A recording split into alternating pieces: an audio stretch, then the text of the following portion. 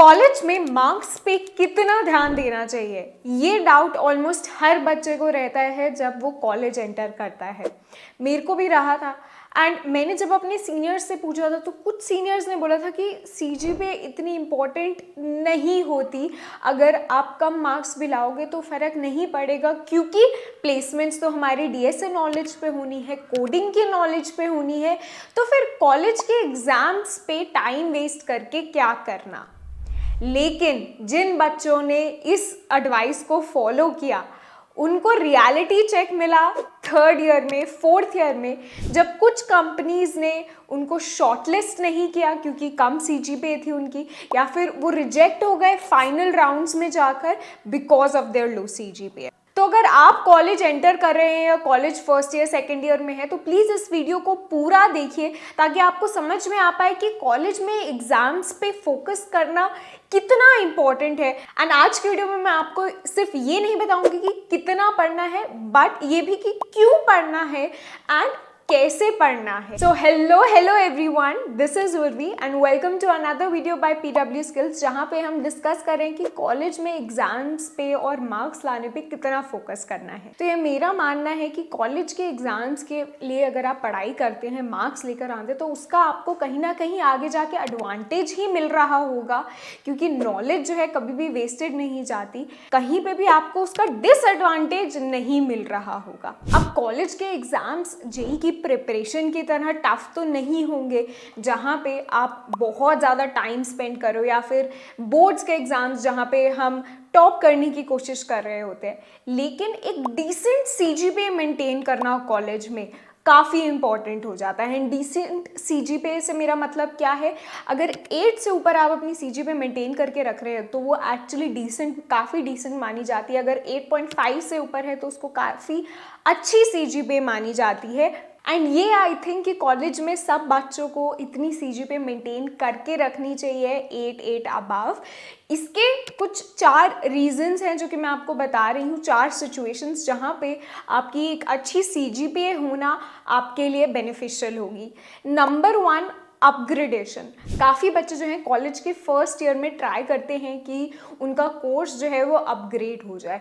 मैंने खुद जो है अपग्रेडेशन के लिए ट्राई किया था। मैंने फर्स्ट ईयर आईटी में पढ़ा था एंड देन अच्छे मार्क्स लाने की वजह से मेरा अपग्रेडेशन हो गया था from IT to computer science. अब आईटी और सीएससी में इतना ज़्यादा डिफरेंस नहीं है, बट मेरे साथ कुछ ऐसे बच्चों का भी अपग्रेडेशन हुआ था जिन्होंने मैकेनिकल में ज्वाइन किया था कॉलेज एंड उनका अपग्रेडेशन होकर वो कंप्यूटर साइंस में आ गए। तो अगर आप भी ऐसे स्टूडेंट हैं जो कि अपना कोर्स जो है वो चेंज करना चाहते हैं, अपग्रेडेशन लेना चाहते हैं, तो फर्स्ट ईयर में आपकी पढ़ाई, आपके एग्ज़ाम्स पे ध्यान देना काफ़ी बेनिफिशियल हो जाता है।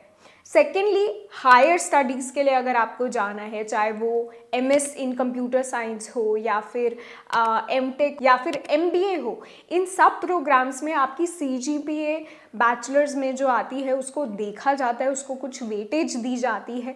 तो अगर आप हायर स्टडीज़ करने का आपका प्लान है या फिर आप उस ऑप्शन को कंसिडर भी कर रहे हैं तो इट्स ऑलवेज गुड कि आप अपना सीजीपीए मेंटेन करके रखें ताकि वो ऑप्शन आपके लिए हमेशा खुला रहे। तीसरी सिचुएशन अगर मैं बात करूँ ऑन कैंपस प्लेसमेंट्स, अगर आपके कॉलेज में कंपनीज आ रही हैं फॉर ऑन कैंपस प्लेसमेंट्स, तो मोस्ट ऑफ द कंपनीज जो है वो फर्स्ट राउंड ऑफ शॉर्टलिस्टिंग जो करती हैं, जो फर्स्ट क्राइटेरिया रखती हैं शॉर्टलिस्टिंग का, वो सीजीपीए ही होता है in most of the cases.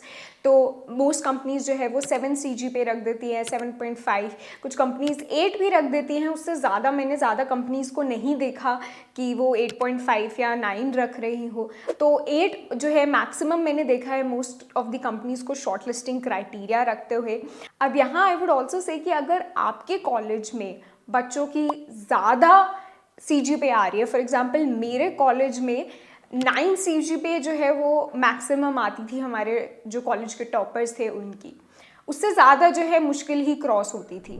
अगर आपका कॉलेज ऐसा है जहाँ पे बच्चों की शायद 9.5 भी सीजीपीए आती है या उससे ज़्यादा भी, तो उस हिसाब से आपको अपनी सीजीपीए को थोड़ा सा इंक्रीज़ करना पड़ेगा। उस केस में आपको 8.5 या उससे अबव तक जाना पड़ेगा। That will keep all of the options open for you, क्योंकि कई बारी ऐसा भी हो जाता है कि हो सकता है कोई कंपनी बोले कि 8 CGPA से ऊपर जो भी सारे बच्चे हैं वो हमारे ऑनलाइन असेसमेंट के लिए बैठ जाइए, और फिर हो सकता है ऑनलाइन असेसमेंट जो है वो 50 बच्चे क्लियर कर ले, लेकिन कंपनी जो है सिर्फ 30 बच्चों को, सिर्फ 30 बच्चों को इंटरव्यू करना चाहती है।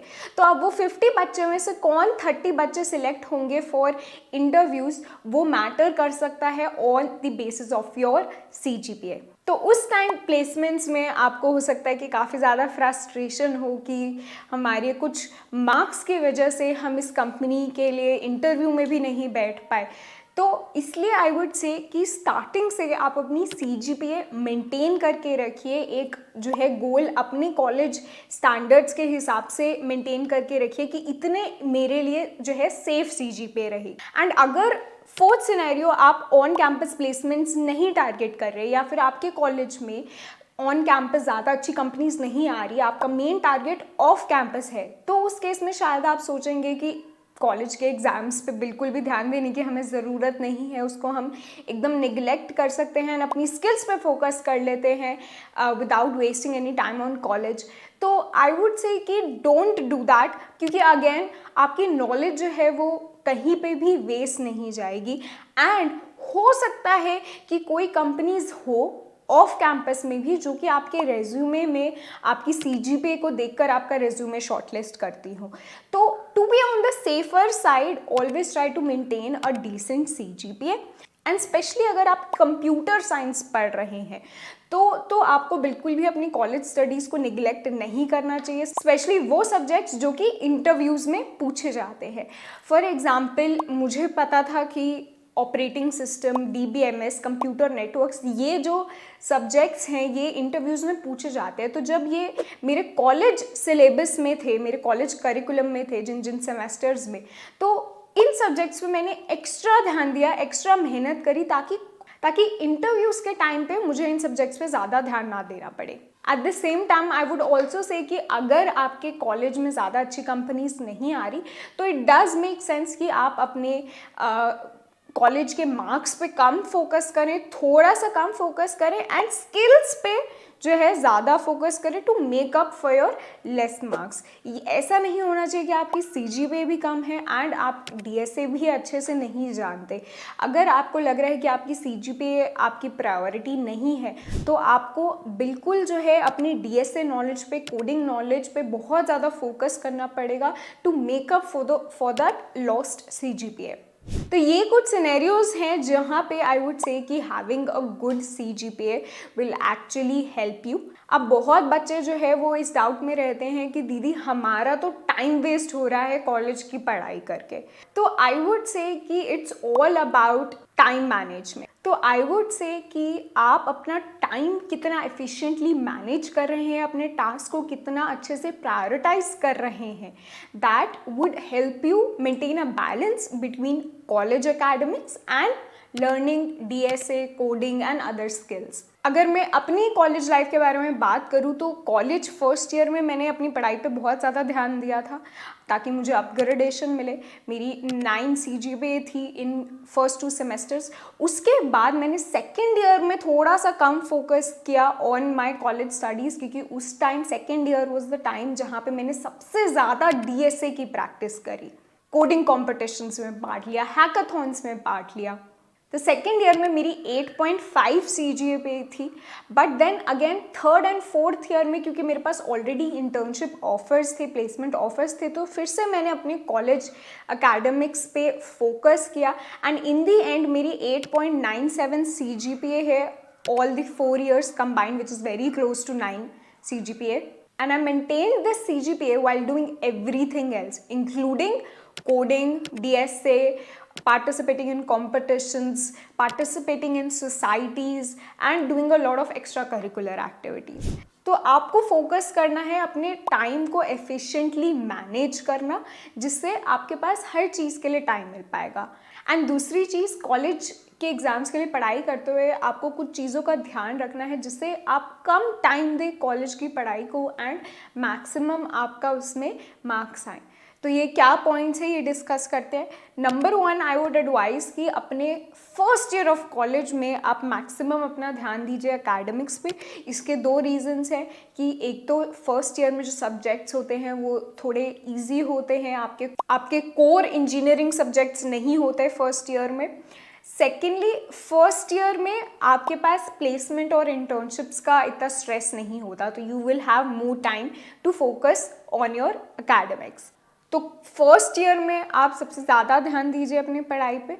सेकेंडली, अपने सीनियर से ज़रूर बात कीजिए, उनसे गाइडेंस लीजिए about how to get maximum marks या how to prepare well in for your exams. जैसे मैं जो है अपने कॉलेज में अपनी एक सीनियर जो कि अपने बैच की टॉपर थी, उनसे हर सेमेस्टर से पहले आई यूज़ टू आस्क देम कि कौन से सब्जेक्ट के लिए कहाँ से हमें पढ़ाई करनी चाहिए, क्या कोई इनके पास नोट्स हैं, स्टडी मटेरियल है जो कि मैं रेफ़र कर सकती हूँ।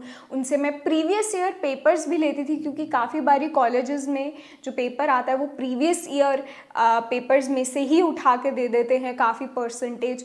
तो वो I use to practise and take guidance from my senior, जिससे मेरे को कम पढ़ाई करके मेरे ज़्यादा मार्क्स आ जाते थे। So it's all about doing smart work and not just hard work. इसके अलावा थर्ड टिप इज़ कि अपने कॉलेज में अगर आपके कुछ सब्जेक्ट्स के प्रोफेसर्स अच्छे से पढ़ा रहे हैं क्लास में, तो उन क्लासेस को ज़रूर अटेंड कीजिए। अगर आप कॉलेज जा ही रहे हैं, आप अटेंडेंस के लिए आपका कुछ क्राइटेरिया है कि 75% अटेंडेंस चाहिए, आप क्लास में बैठ रहे हैं, तो इट्स बेटर कि आप उस टाइम को वेस्ट करने की जगह यूज़ कीजिए एंड टीचर जो पढ़ा रही हैं उसको सुने। उससे क्या होगा कि अगर आप क्लास में सुनते हैं तो फर्स्ट ऑफ ऑल आपको एग्ज़ाम्स के टाइम पे उन सब्जेक्ट्स पे बहुत ज़्यादा टाइम नहीं लगेगा पढ़ने में, तो आपको एग्ज़ाम्स के टाइम पे कम मेहनत लग रही होगी उन सब्जेक्ट्स को पढ़ने में।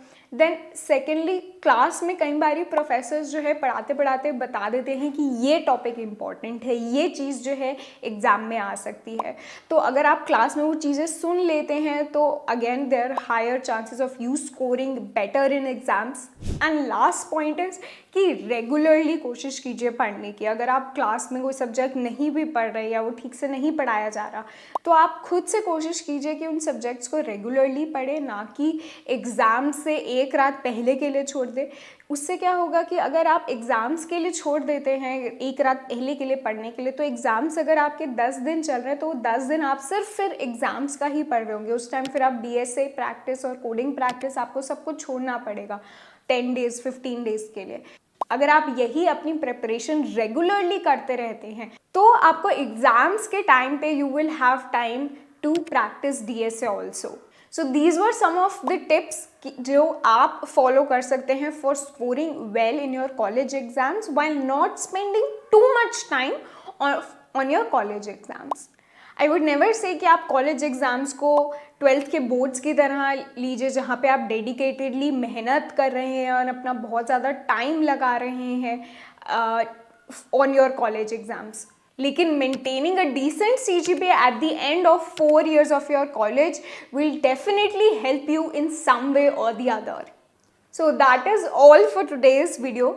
I would like to conclude by saying कि हो सकता है ये सारी चीज़ें आपकी सिचुएशन के लिए एप्ट ना हो, तो आप अपनी सिचुएशन को देख के ये डिसाइड कीजिए कि आपको कॉलेज एग्ज़ाम्स पे कितना फोकस करना है, डिपेंडिंग ऑन कि आपके कॉलेज में ऑन कैंपस प्लेसमेंट्स होती हैं, ऑफ कैंपस प्लेसमेंट्स होती हैं, या फिर कॉलेज के बाद आप क्या करना चाहते हैं।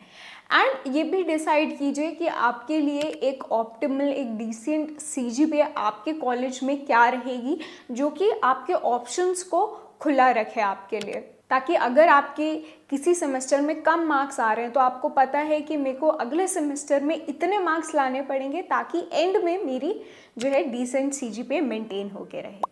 And if you have any other questions related to college, let us know in the comments and we'll definitely try to make videos on those topics. Thank you so much for watching this video. I'll see you in the next one. तब तक के लिए मेहनत करते रहिए. Take care and goodbye.